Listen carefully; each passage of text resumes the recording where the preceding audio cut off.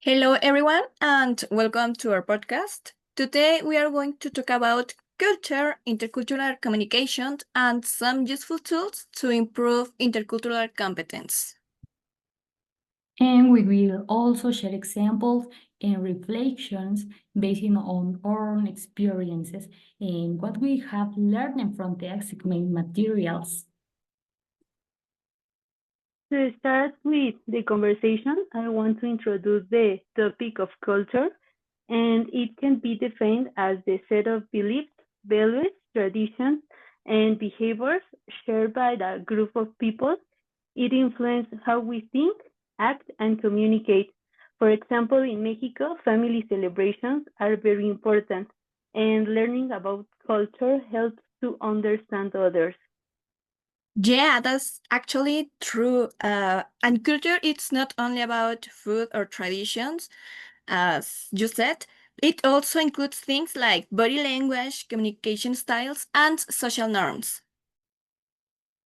Yeah, and for example, in some cultures, direct eye contact shows confidence, but in others, it can be seen as disrespectful.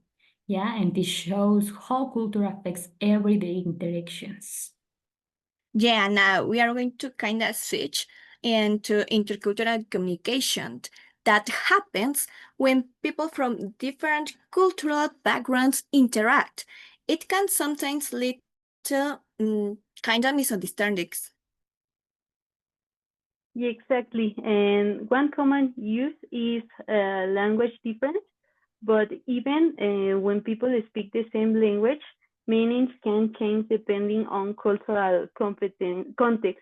And I think that language, gestures, and the tone can have different meanings. Mhm.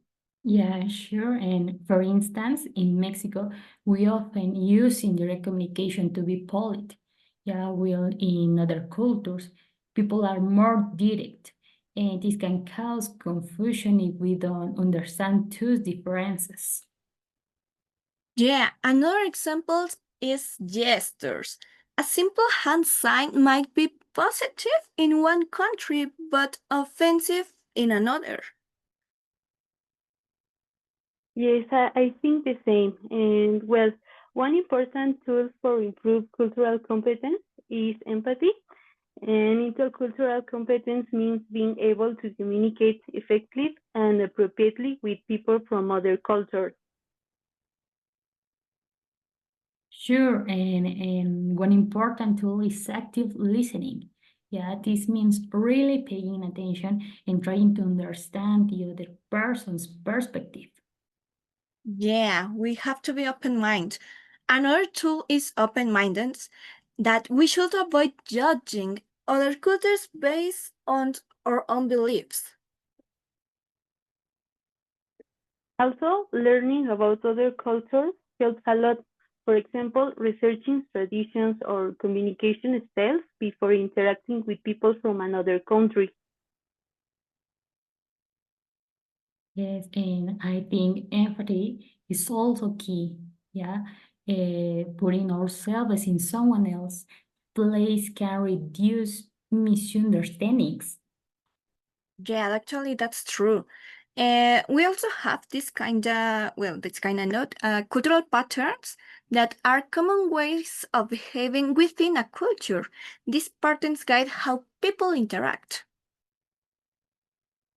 That's true. And for example, some cultures are more individualistic, meaning people value independence. Others are collectives, and where family and groups are more important. Sure, and in Mexico, we often see collectivist partners, yeah, where family plays a big role in decision making. Yeah, that's a pattern. Another pattern is time and rotation. Some cultures are very punctual, while others are more flexible with time, like, I don't know, like Mexicans. Yes. Well, to finish, understanding culture and intercultural communication is essential in today's globalized world.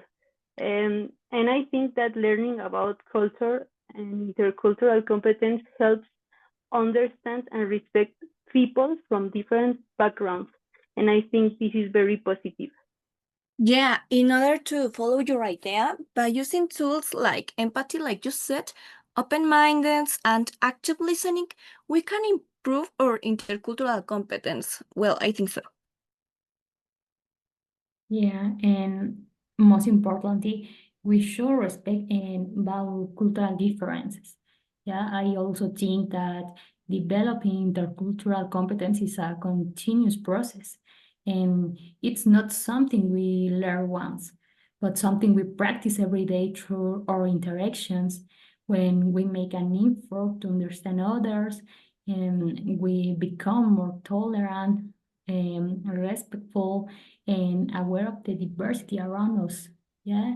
And in addition, being culturally aware can open many opportunities, both personally and professionally, because we are better prepared to communicate in different contexts.